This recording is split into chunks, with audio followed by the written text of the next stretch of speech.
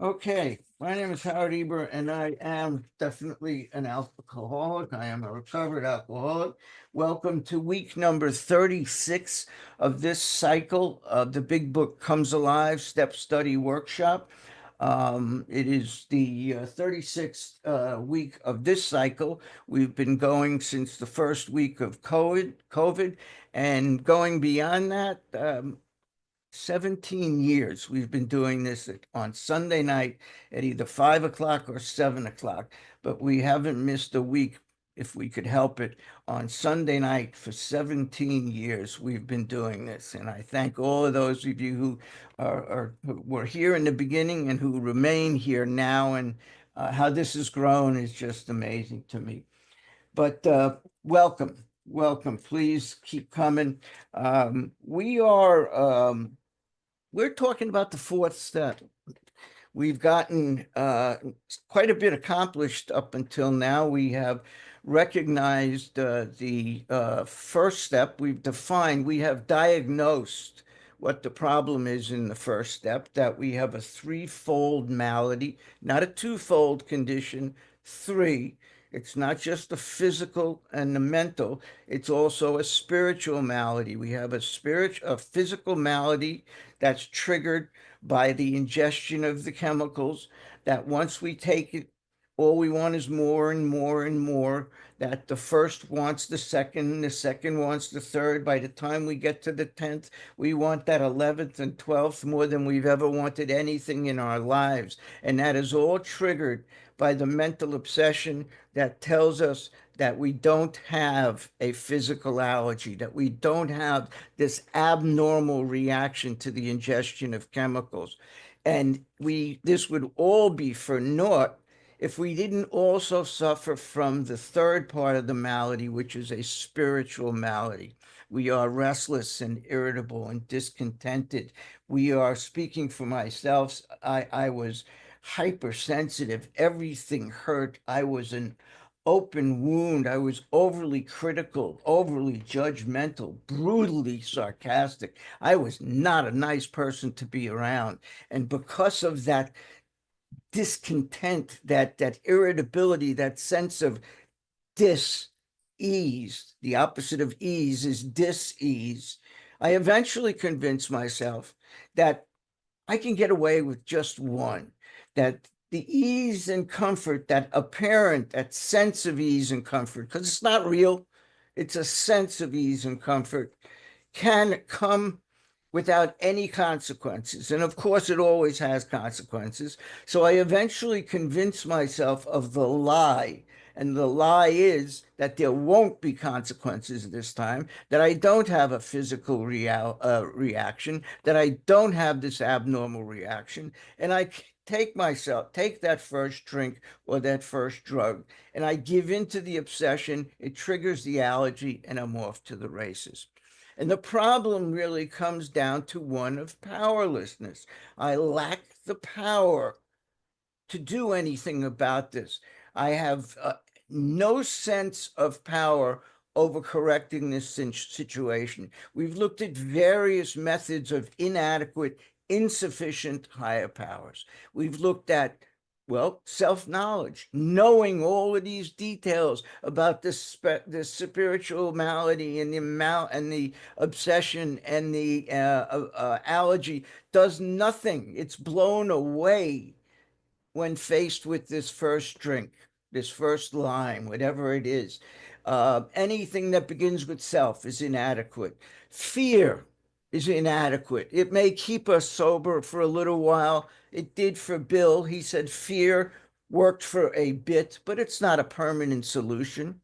Dr. Silkworth talked about frothy emotional appeals are inadequate. They don't work all the time. They'll work for a while. I remember my dad begging me, pleading me. I could practically see the veins popping out in his neck, him about to pass out from the aggravation that I was causing him, and him begging me to stop. And I did for a while. And then when the pressure was off, I went right back, because that is an inadequate, insufficient higher power.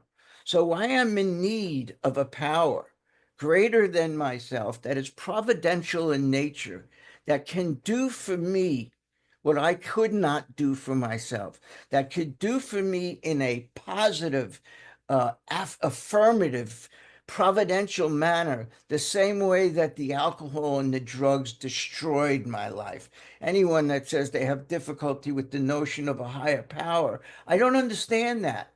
We turned our lives over to that higher power. That's what brought us in the rooms here. We turned our lives over to whatever chemical it was that we were abusing, and there's our higher power. So why do we have difficulty with it now? So in the second step, we realize that we're not totally screwed, that there is a power that could do for us what we couldn't do for ourselves. And that power was up to us. That was not something that was being dictated by a religion, by a teacher, by a preacher, by a parent. We were talking about the fact that that power is one of our own creation, that we suggested making a list of the traits that you would like your higher power to have, whatever those traits are, always present, benevolent, forgiving, loving, sense of humor. I won't go into the stupid baboon joke again. You've all heard it too many times. Obviously, he's a Miles Davis fan, but you've all heard that a million times also. But the point is, we came up with some notion, we came up with some concept of what this higher power would look like to us. Bill says it begins with an examination of our own beliefs, meaning, what do these terms mean to me? Not what is God in terms of what school taught me, religious training taught me, parents taught me, anybody taught me or told me or read about. What do these things mean to me and only me?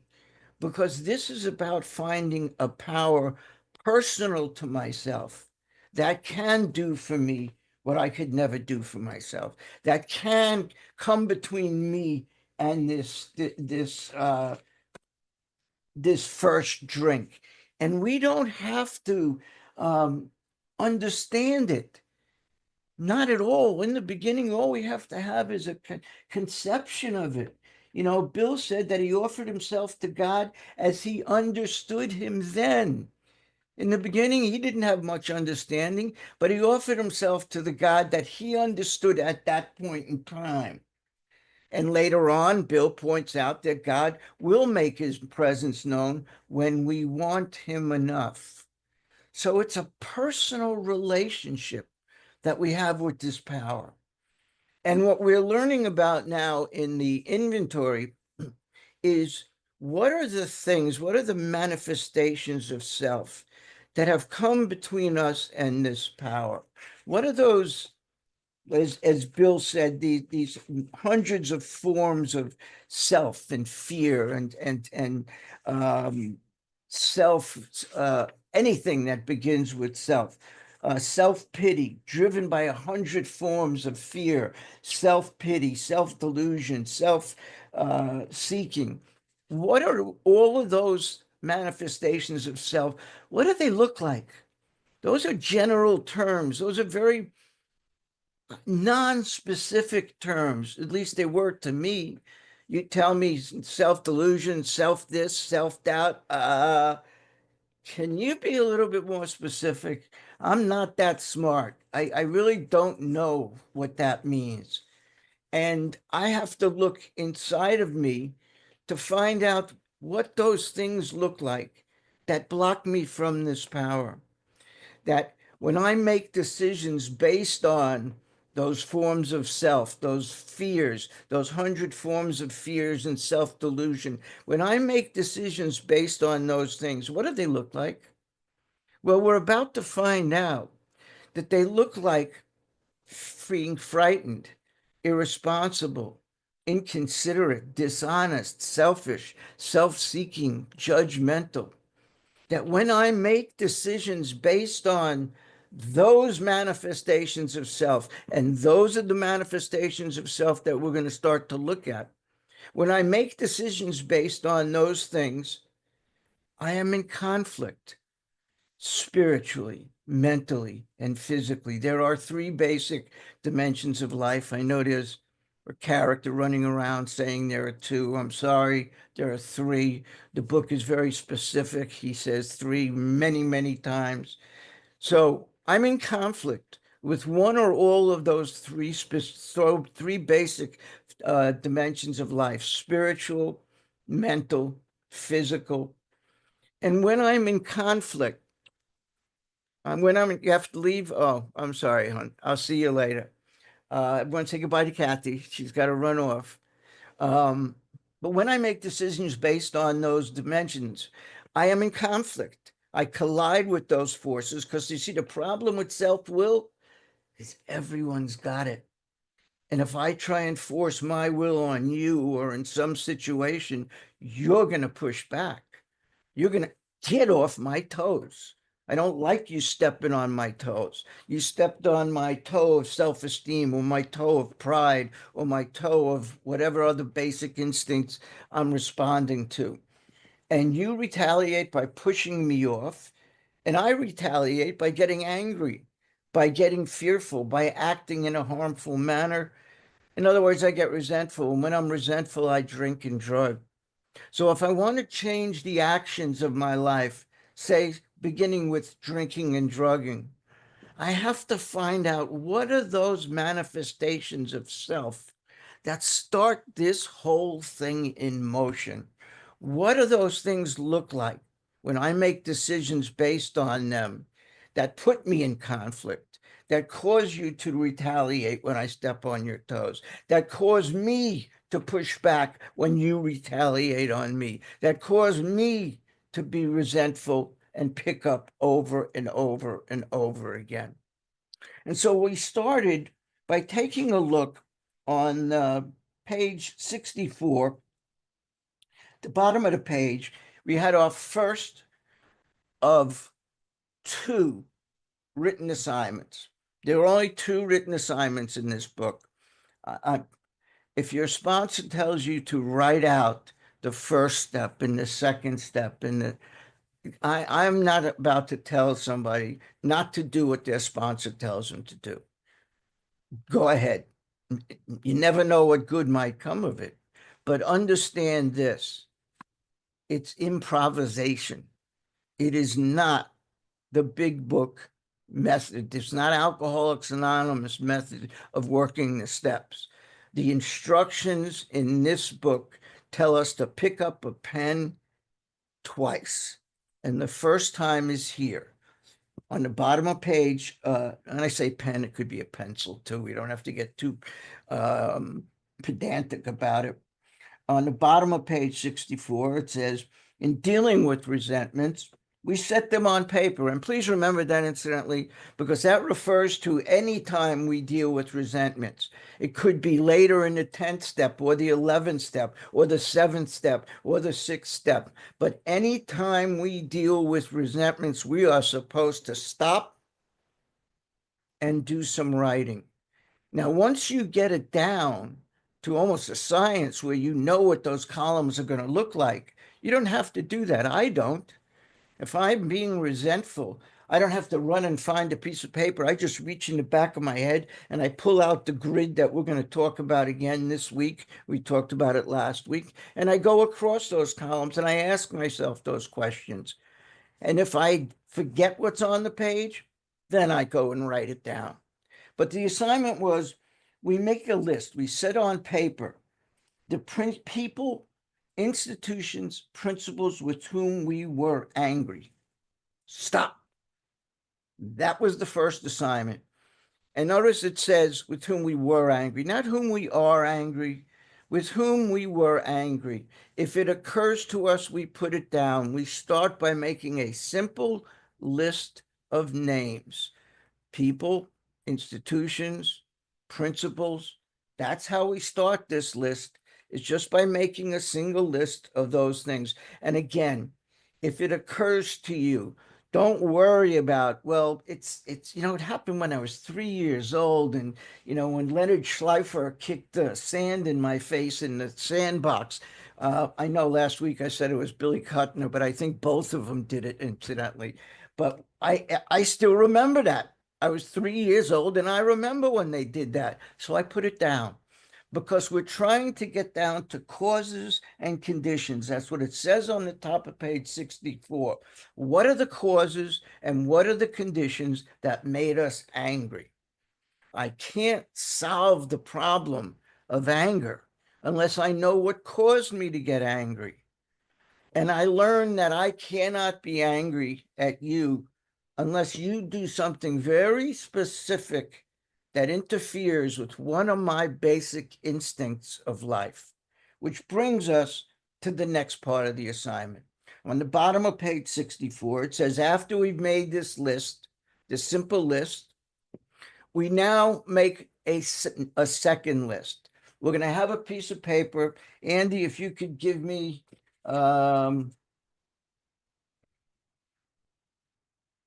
page am I looking for? The notebook layout 40A. We're going to take a notebook, looks like this. We're going to make 4 simple columns. Please notice that they're not the same size. We don't need much room for column 1. We know who we're angry at or what we're angry at. Then there's a second, a third, and a fourth column. And the second column, Andy, you could take that down for a minute. On the bottom of page 64, it tells us we asked ourselves why we were angry. That's column 2.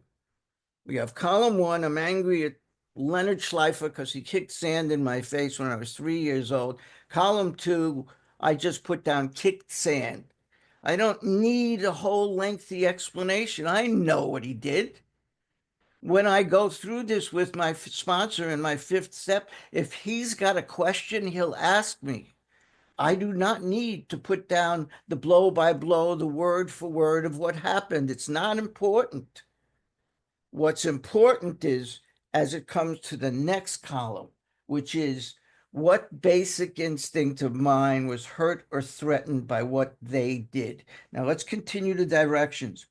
It says, we asked why we were angry, column 2. In most cases, it was found that our self-esteem, and we underline that, pocketbooks, underline that, and pocketbooks just means financial security. Our ambitions, ambition is just our ability to accomplish tasks. We'll get deeper into that in a moment. Our personal relationships, including sex, please underline relationships and underline sex that were hurt or threatened. Please underline hurt or threatened. So we were sore. We were burned up. Now, in case we might have missed the point, Bill is always one to repeat. So he's about to tell us the same thing in this paragraph that he just told us in the last one. He says, on our grudge list, column 1. That's what column 1 is, the grudge list, the list of people, principles, and institutions with whom I have a grudge, with whom I am angry. And I probably didn't mention it this week, but I differentiate between anger and resentment. Very often meetings will be a topic of resentment, and all people talk about is anger. Well, anger is a form of resentment. So is fear. So is guilt and shame and remorse caused by the harms that I've done others. Because resentment means to refeel something. Re means to do it again. Sentiment comes from the Latin word sentire, which means to feel. So I'm refeeling something. I'm refeeling initially my angers. And then I'm going to refeel my fears, my refeeling of my guilt and shame. So those are all, this 4th step business is all, I believe, one giant resentment list, broken down into several different parts, angers, fears, and so on. So he starts the paragraph on the previous page by telling us resentment's the number one offender. But then when he gives us the first assignment, he doesn't say we listed people, principles, institutions with whom we were resentful. Doesn't say that. It says with whom we were angry. So there's clearly a differentiation being made here between those two words. So on our next paragraph, on our grudge list, in column 1 is the list of people, principles, institutions with whom we were angry. And then it says opposite each name are injuries. Underline our injuries and write column 2. We just said that previously. We put down why we were angry, column 2. Why we were angry, opposite each name are injuries. Means the same thing. Was it our, and here we're going to go through this, the multiple choice of the basic instincts. Self-esteem, let's underline that. Security, let's underline that, and we'll come back to it in a moment. Ambitions, let's underline that. Our personal and sex relations, please underline personal, underline relations which had been interfered with. And next to those 2 or 3 lines on the right side in the margin, write column 3, basic instincts. One of the beautiful things about the way Bill sets up his 4th step, it's multiple choice. You don't have to think of very much. You've got to think of who you're angry at in column 1, and then remember why you're angry at him in column 2. So far, these are no-brainers. Doesn't take much intellect to remember those things. And columns 3 and column 4 are multiple choice. It doesn't get any easier than this. You know, I hear people saying that our program is a simple program for complicated people. I don't think so. I think it's a simple program for people who like to complicate things. And we like to complicate things. We have a very simple process. He gives us the words for column 3 and column 4. And he says, okay, Howard, which one is it? Which word fits? Very easy peasy. So he gives us those directions in this paragraph. And then he gives us an example. Now, last week we read in the 12 and 12, the first few pages of the step 4 essay. And if you weren't with us last week, I don't want to take the time to do it again now, but when you get a minute, read the first 3 pages of step 4 in the 12 and 12. I think it's pages 43, 42, whatever. It's the first 3 pages of that essay. And it's all about the basic instincts. So if you want to know where do I get these words that are used in the 3rd column, some come from in the 12 and 12, some come from the big book. I didn't invent any of it. I just took the words that Bill gave us in both of the books that he wrote about this. So I also mentioned our security. Please, at the top of the page, maybe at the bottom, if you have the study version, use the blank page opposite this. And we're going to break down security because security is defined 3 ways. There's 3 types of security. There's physical security, my body. Did you do something that harmed my body? That's physical security. Then there's financial security, the pocketbook, the US or Great Britain HIP bank, my pocketbook, my financial security. And then there's the 3rd part of security, which is emotional security. That's a general sense of well-being. So the basic instinct in terms of security is, did you do something that hurt or threatened one of my security instincts? Did you do something that cost me money? There's financial. Did you do something that hurt me physically? There's physical. Did you do something that made me feel lousy about myself, that made me feel very uncomfortable about things? It upset my equilibrium. It upset my emotional security. So there are the three forms of security.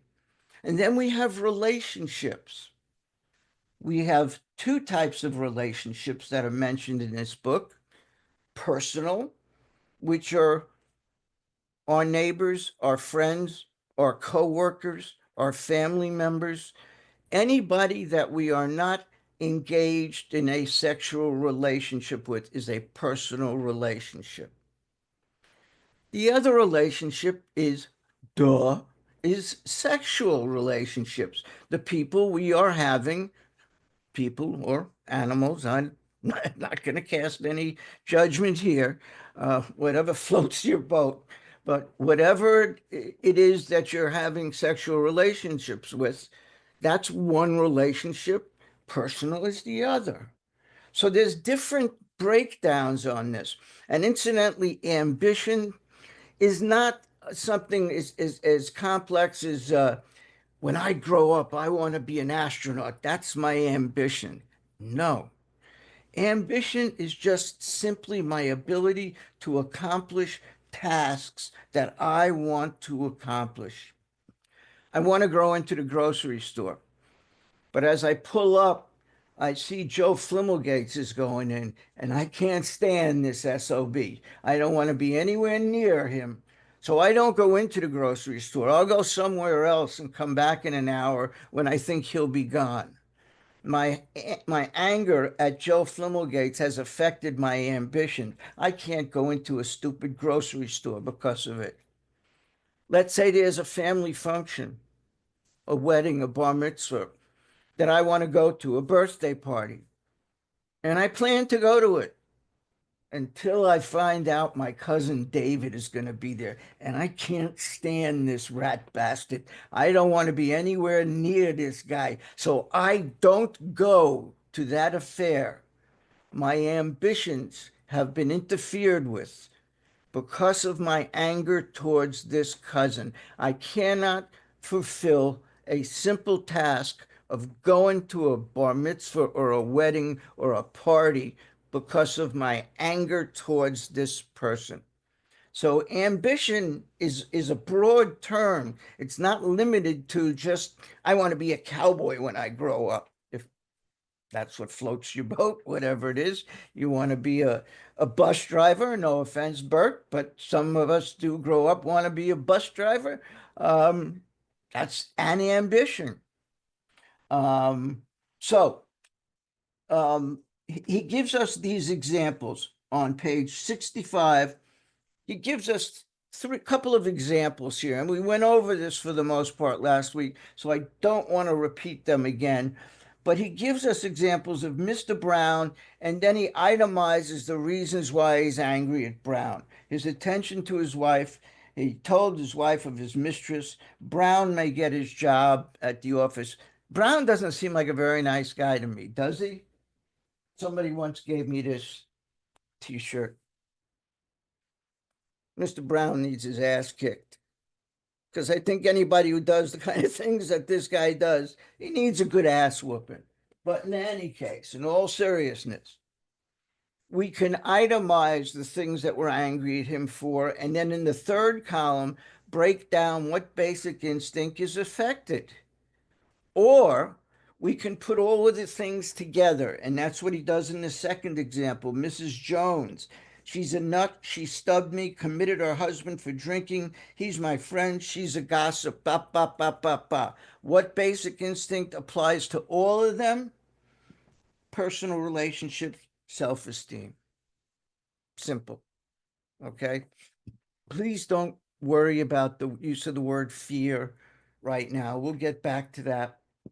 So this is the first, these are the first three columns that are going to go in that notebook sheet that we made up a moment ago.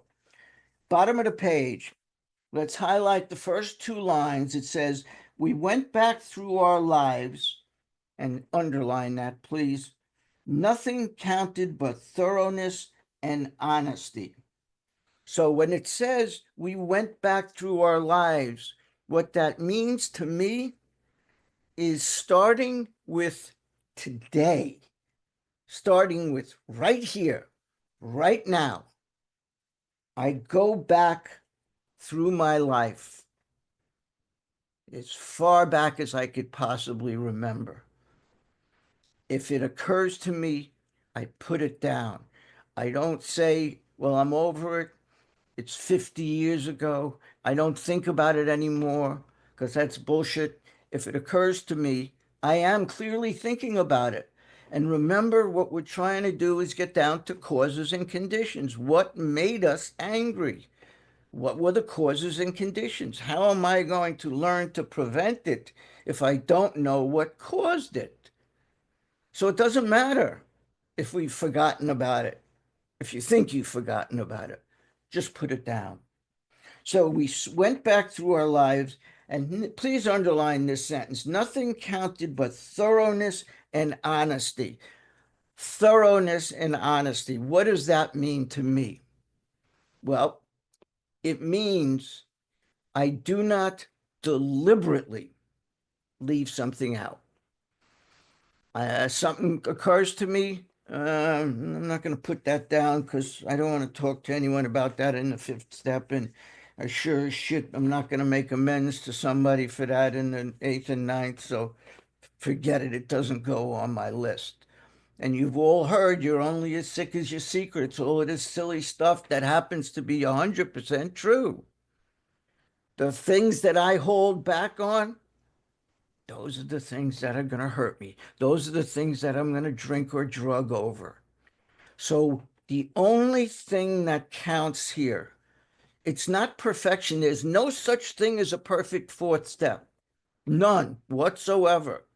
There's no such thing as a complete fourth step. I don't mean to burst anybody's bubbles, but there's no such thing as a complete fourth step. We do the best we can. We start with the low hanging fruit. We go as far as we can, and then we move on, and we can always come back and add to that list. But what counts is thoroughness and honesty. In other words, we don't deliberately overlook, ignore, or pretend to forget something. And he says, when we were finished, we considered it carefully. Let's underline that word, considered. Because the next page, page 66, the whole page, Bill is going to tell us how to consider, quote, consider what we've written in those first three columns. We're going to have three columns written down.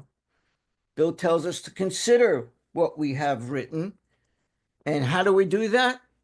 Follow the directions on page 66. Tells us follow these considerations. Here they are. It's extraordinary how simple this book is, and how we can complicate things beyond belief. It's just, we consider it. What do you mean? Oh, read the next page. Oh, okay, I got that. Okay, so he says we considered it carefully. Let's highlight this first. Actually, you may want to highlight the whole paragraph through to the end of it on the next column, in the next page. The first thing apparent, and let's underline this, was the world and its people were often quite wrong. Duh. What do you think about that? Thank you, Bill Wilson. I didn't need you to tell me that. I knew that the world and its everything was wrong. So that the world and its people, that's column one, were often quite wrong. Column two, right? So it tells us column one is a world and its people who were often wrong. Column two tells us what they did to be wrong. And please underline this next sentence. To conclude that others were wrong was as far as most of us ever got. To conclude that others were wrong, above others were wrong, write column 1.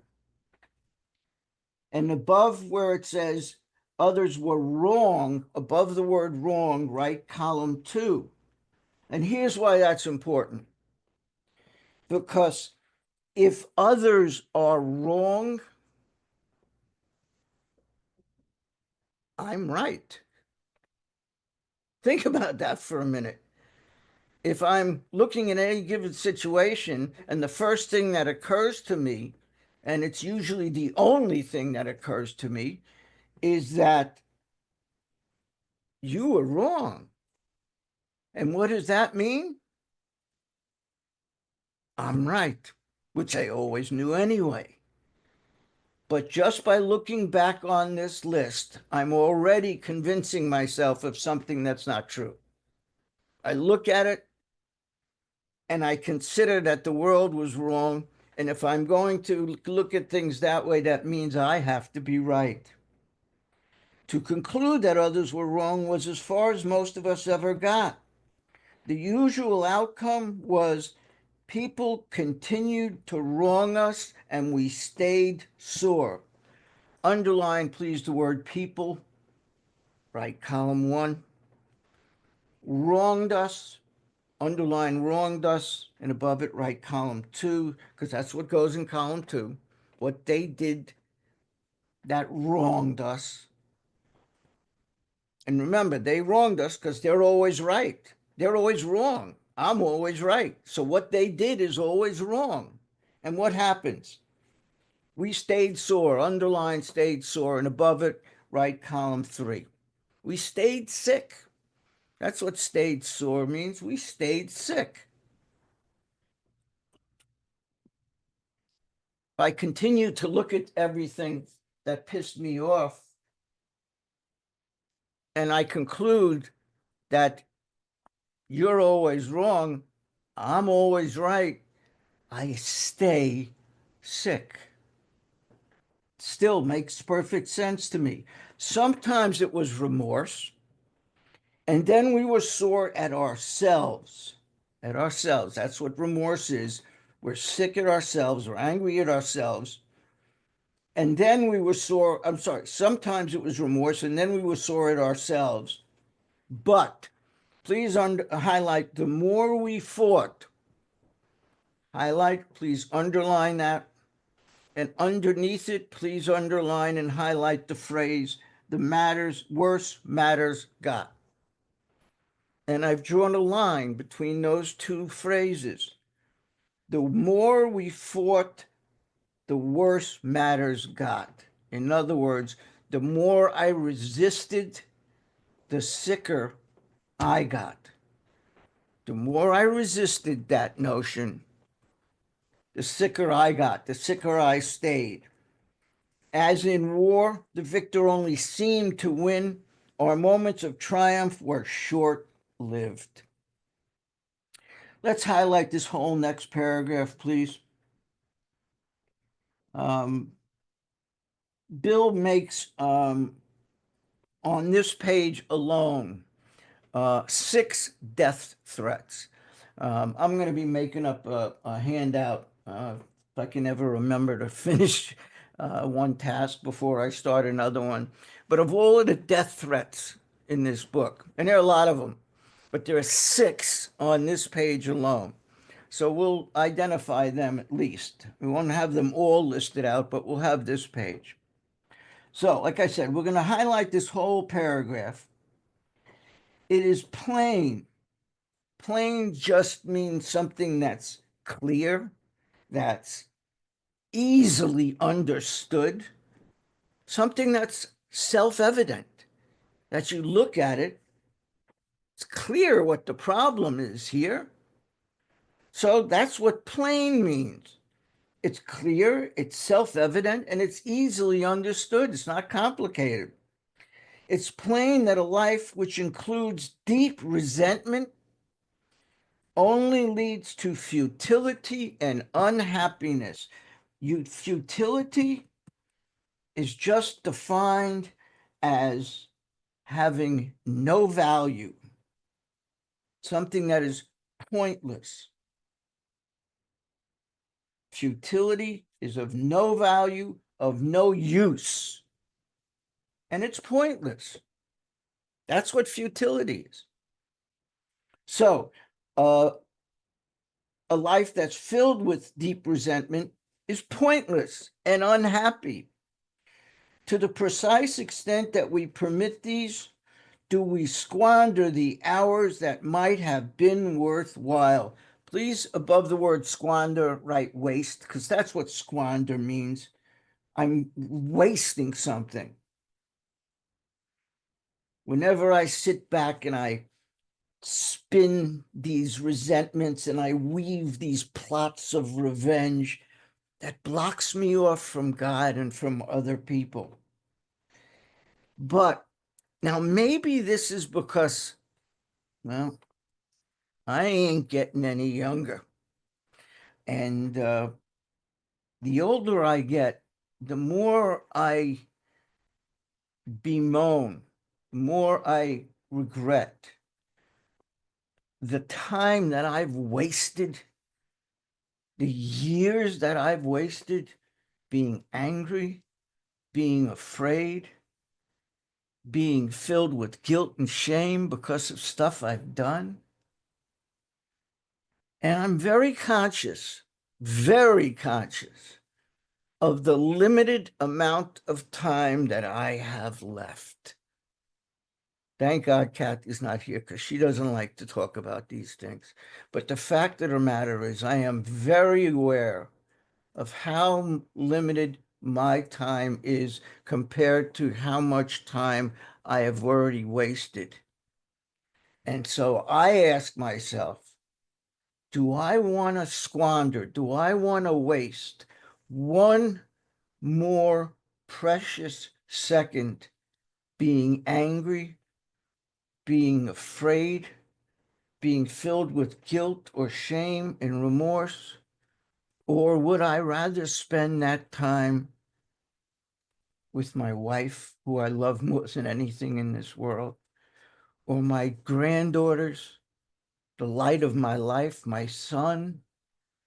Am I willing to, my brother, been my best friend my whole life? Am I willing to waste one precious second? I've already wasted 40 goddamn years being like that.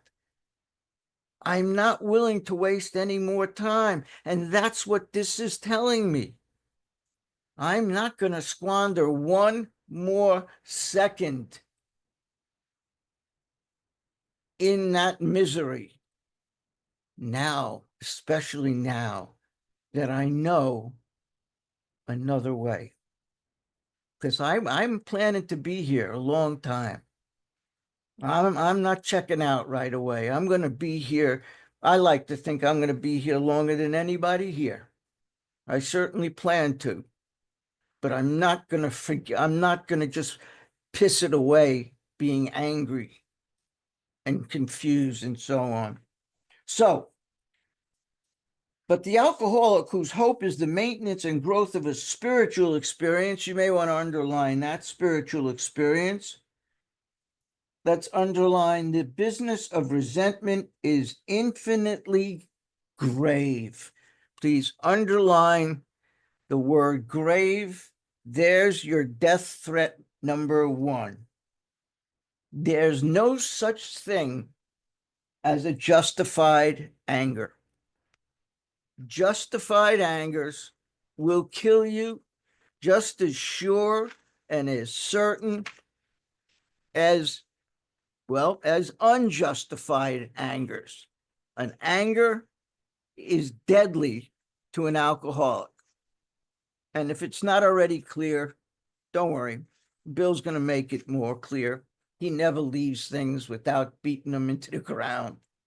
So there's a death threat number one, that there are no justified angers. There are only fatal angers.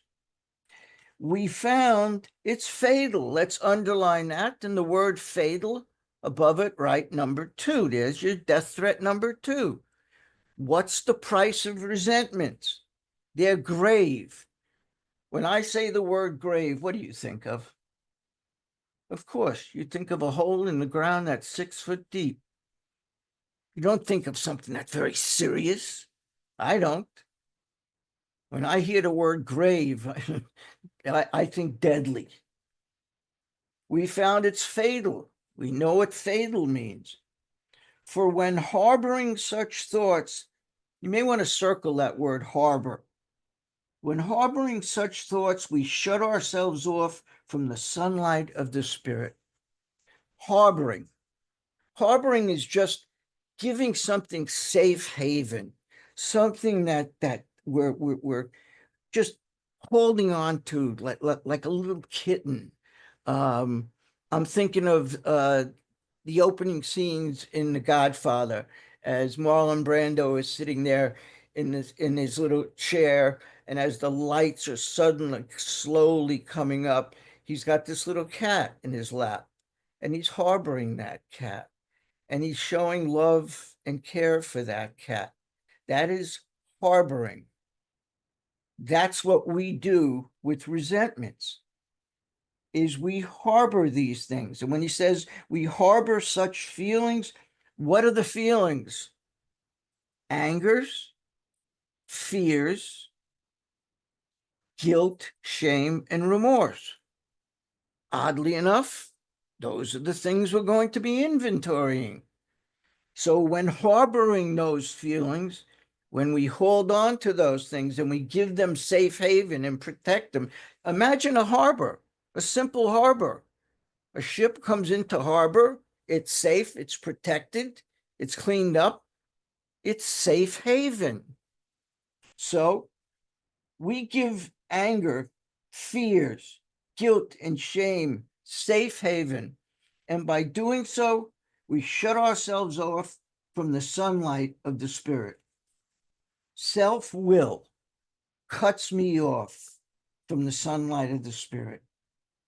Self-will blocks me, blocks that path to that Spirit. For when harboring such feelings, we shut ourselves off from the sunlight of the Spirit. And above sunlight of the Spirit, you may want to write step 3, because that is pretty much what we're talking about. The insanity of alcohol returns and we drink again. And with us, here's death threat number 3. To drink is to die. Each time he makes reference, it's more and more blatant. The first time is it's grave. Then it's fatal.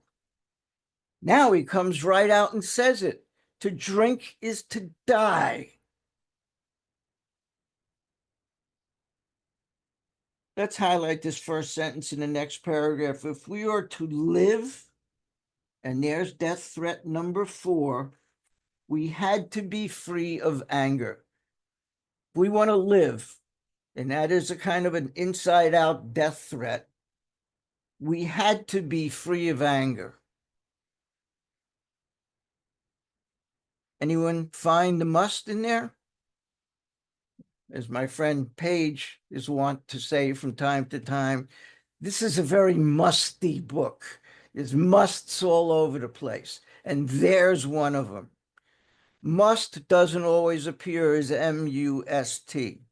Sometimes the word must appears as had to. So had to is circled or highlighted, however you want to do it, in green, because as you'll see in the chat, someone will put in there, we highlight musts in green. And for those of you who think there are no musts in the book, I think what we've got is about 143 of them at this point. We had to be free of anger. The grouch and the brainstorm were not for us. We all know what those words mean, right? Or do we? Well, the grouch, we know, anyone who's ever seen Sesame Street knows Oscar the Grouch. Oscar the Grouch lives in the garbage pail. I love Oscar the Grouch. But the word grouch means someone who's constantly complaining, someone who's sulking, somebody who's always grumbling and complaining about things. What about brainstorm? If I said to you, Bert, I got a great brainstorm. Wait till you hear what this is. Bert's going to think I'm telling him about a great idea, right? That's what we associate brainstorm with today. Not the case when this book was written.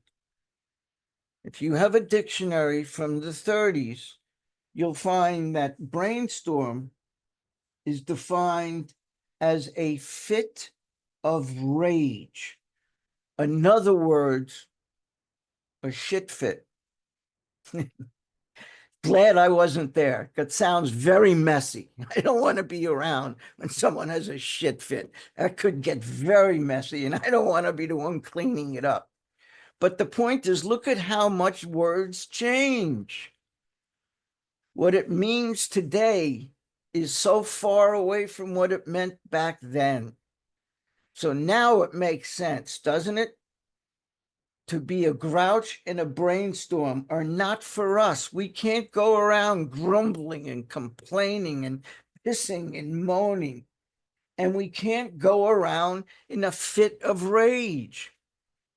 And a fit of rage doesn't have to display itself in a fit of drinking. It could be slamming doors. It could be punching out walls. It could be breaking out windows. It could be punching, attacking people. It could be any number of things that display rage. Quite a difference, huh? Okay, back to the paragraph. They may be the dubious luxury of normal men. Dubious just means questionable. But for alcoholics, these things are number 5 on the hit parade, poison. There's the 5th death threat. They're poisonous. But here's an interesting point here. He says, they are the dubious luxury, the questionable luxury of normal men. And I think what he's saying is that we all pay a price for being grouchy, for having brainstorms according to the dictionary definition back in those days. My brother, when he was younger, was very, very angry individual. His mother was one of the most angry people you'll ever meet. You'd never believe that to see him today, but he was extremely angry. And the end result was, if he was sitting here next to me, you'd swear he was 20 years older than I am. He's 5 years younger than I am. He's completely bald and has been since he was a teenager. He has high blood pressure. He has diabetes. He has very little skin left on his fingers and his fingernails because he's always doing this. He's always biting, and that's not the mark of a peaceful, at ease individual. He pays for it in other ways. The blood pressure, the diabetes, the nails, he's overweight. I could go on with other health problems that he has, but there's the dubious luxury. He's not an addict or an alcoholic. It hasn't ruined his life that way, but it sure as hell is killing him in another way. Thank God he kind of got an idea of that, and he's doing his best to not be that person anymore. But the point is, it's a dubious luxury. We all pay for it somehow, some way. So, but for alcoholics, these things are poison. We turned back to the list. Please highlight this next phrase in pink. It held the key to the future. I'm highlighting it in pink because it's a promise, and it means a couple of different things. For one thing, it means the key to the future because the information that we're going to gather in the course of doing these columns is going to be the information we're going to need to work the other steps. For example, the names that are in column 1. Above column 1, I'm going to suggest you write steps 8 and 9, because that's where you're going to get the information for steps 8 and 9. So it holds the key to the future of that step. When we get to columns 3 and 4, above those columns, I'm going to ask that you write not just column 3 and column 4, but that you write columns 5, 6, and 7, because that's where all the information is going to come from for those steps. So what then? What happens if I burn my 4th step? Hear people say it all the time. I was at a meeting last night.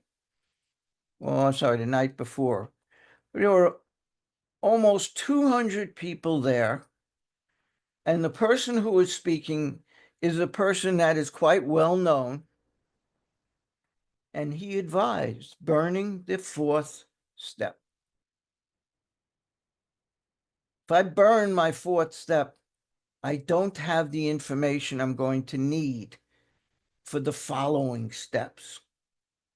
So my suggestion to you, and again, I'll never say don't do what your sponsor tells you to do, is if your sponsor suggests burning your 4th step, make a copy.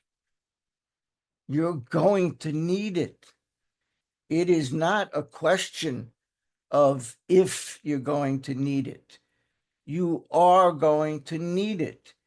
It is going to be the key to working the following steps, and it's also going to be the key to the way you live the rest of your life, which is why above columns 3 and 4, we're also going to write steps 10 and 11, because the information we're going to get from those, and 11 and 12 rather, comes from those columns. So the key to our future step work, the key to our future moral and principles and philosophical work all come from these grids. Please, please don't burn it. And if you insist on burning it, make a copy. You'll need it. You will regret it. Please don't burn it.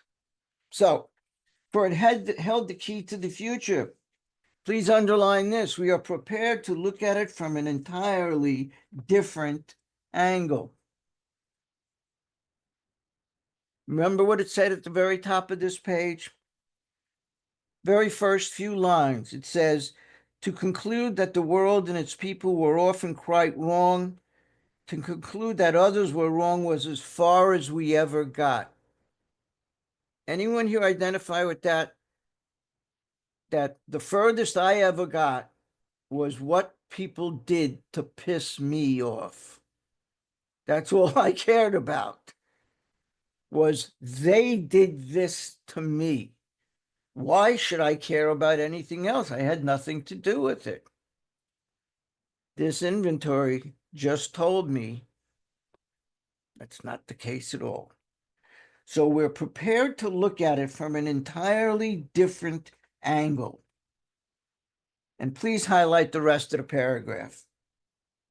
An entirely different angle, incidentally, is looking at the mistakes we made, not the part we played. Please try not to use that term. It's not in the book. I'm going to make use of that term. Well, we won't get to it today. We'll talk about it next week. One instance where I may suggest using that. But somehow it has gotten to be accepted in our vernacular to refer to, instead of the mistakes we made, which is the word that Bill used, and change that into the part we played. And that is not in the book. And those are two different things. So let's continue. We began to see that the world and its people dominated us. Please underline dominated us.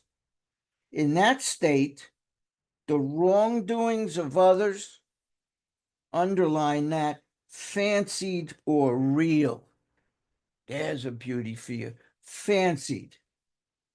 Fancied. That just means I might have made it up.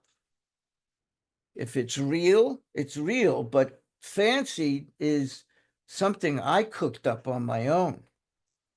So that the world and everything in it dominated me.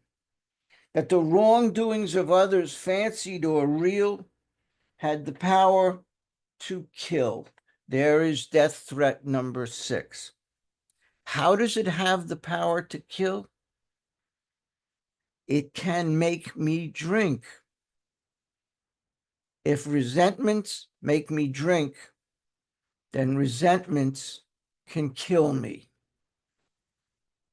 Not very complicated, but that's what it's saying, that the wrongdoings of others dominated us, and they actually had the power to kill. How could we escape? We saw that these resentments must be mastered. Here's another musty for you. But how? We could not wish them away any more than alcohol. Sure, we couldn't wish them away any more than alcohol. Could self-knowledge heal us? Of course not. Can self-will? All of the things we've already been told that I mentioned earlier, those inadequate, insufficient, higher powers, they couldn't fix us. So we couldn't wish them away any more than we could wish away alcohol. In other words, a sick mind cannot heal a sick mind. So how do we do this? If I can't fix myself, if a sick mind cannot heal a sick mind, I must be pretty screwed, right? No. We're about to see, and we won't get too deep into it today, we're about to see how other people, through my resentments towards them, towards my angers towards them, towards my fears towards them, towards my forms of guilt and shame towards them, that had the power to rule, control, and dominate my thinking. And if it can dominate my thinking, it absolutely dominates my actions. We've already talked about this, that all action is born in thought. I cannot reach over and pick up this silly paperclip without my brain telling my arm to tell my hand to tell my fingers to commit to the action of picking up the clip. All action, picking up the clip, is born in thought. I got an idea. I'll pick up the clip. All action is born in thought. So that if my thinking is dominated by those angers, those fears, and those sources of guilt and shame, that means that my actions are going to show that. That means that my life has been controlled, ruled, dominated by my resentments.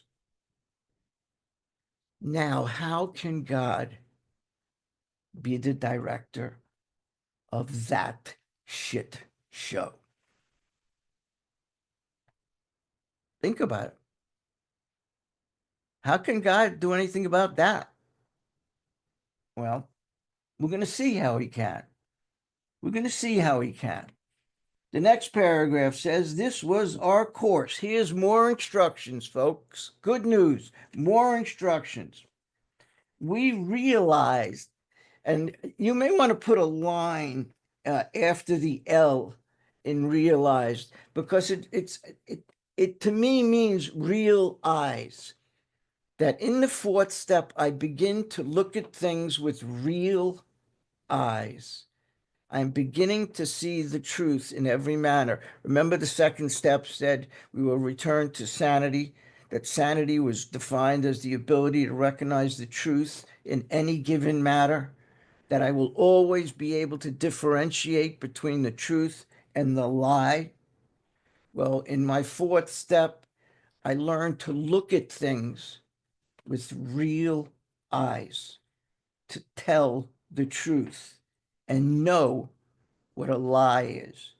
We realize that the people who wronged us, column 1, were perhaps spiritually sick. They were blocked off from God also.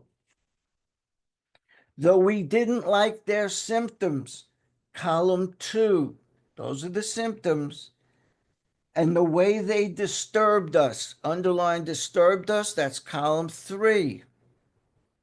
They, like ourselves, were sick too. Yeah, and they're assholes on top of that, but we don't have to get into that. That's a whole separate issue, I think. They were sick too. Please highlight the rest of this paragraph in pink. This is the famous sick man's prayer. We ask God, since we couldn't wish them away, right? It said so on the previous page. We couldn't wish them away. Well, all I could do is pray them away. So we ask God to help us show them, and please underline tolerance, pity, patience, and you may want to add a word there, compassion, that we would cheerfully grant a sick friend.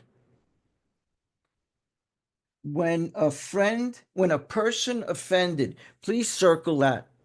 When a person offended, we'll get back to why in a minute. We said to ourselves, and please underline, this is a sick man. How can I be helpful to him? God save me, underline me, from being angry. Let's circle being. It doesn't say, God, help me from getting angry. I'm going to get angry. I'm a human being. We have steps for what happens when we get angry, but we don't stay angry. And that's what being angry is. Thy will be done. Now we're going to stop in a moment here, but on the next line, please highlight the first phrase. We avoid retaliation or argument. I'm going to also ask that you underline it twice.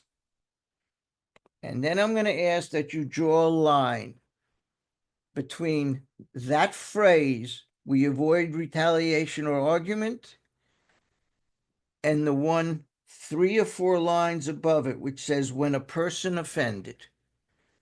So we have when a person offended circled, and then we have a line drawn down to we avoid retaliation or argument. I don't know about you, but that was always my first reaction. When somebody pissed me off, my first was retaliation or argument. 100% of the time. There was no other way to do it. It said it on the previous page. To conclude that others were wrong was as far as any of us ever got. I had to be right. If you're wrong, I had to be right. So when a person offended, And offended just means pissed me off. When someone pissed me off, we avoid retaliation or argument. And I'm going to just suggest, since we are running out of time, Andy, if you'll give me, let's take a look at a couple of columns here so we can at least do something creative, useful for next week. Let's take a look at the, yeah, God bless you. You're one step ahead of me. Okay. We have the first two columns we've already mentioned. We have the notebook, column 1, I'm resentful at. Column 2, what's the cause? Bullet points, just a word or two here or there, stole from me, kicked sand in my face, abused me, whatever stole my car. We don't need a whole lengthy story here. If your sponsor wants details, he'll ask you or she'll ask you. And here's the assignment for next week. Column 3. And it's multiple choice. Ask yourself what that person did in column 2. Which basic instinct, which toe did he step on? I cannot be angry at you. It is impossible for me to be angry at you unless you did something that irritated my basic instinct. You hurt or threatened or irritated my basic instinct. Think of them as toes. What toe did you step on? Did you step on my toe for self-esteem? And I put some definitions down at the bottom of the column. Maybe it makes it easier to differentiate. I didn't know there was a difference between pride and self-esteem. Apparently there is. Pride is how you think of me. Self-esteem is how I think of me. Emotional security, as we mentioned before, is this general sense of well-being. And we broke down the security. As I mentioned before, we got emotional security, financial security, physical security. We defined down at the bottom ambitions, my ability to accomplish tasks. And then we define the two types of relationships, personal and sexual. You can put every one of these words down for every one of the people in column 1 and every reason in column 2. We're not looking for you to reinvent the wheel. You could have every word listed for every one of them. What I'm going to ask you to do, though, is circle the word that came to mind first. In column 3, whatever that person did, it affected your ambitions, it affected your personal relations, it affected your pride, it affected your self-esteem. Which came to mind first? Well, ambition, because I wanted to go to that wedding, but I couldn't because this SOB was there and I didn't want to deal with him. So I had a plan, and my anger with this schmuck, interfered with my plan. Ambition was number 1 in that case. And again, you can have all of these. Ambition can come up every time. I'll let you in on a secret. In my inventory, ambition was at the top of the list 90 some odd percent of the time. And we'll talk about why that is later. But that's the assignment for next week, is to take the columns now and go to the third column. You have your notebook. Andy, if you just want to pick up that 40A, so we know what we're talking about here for a moment.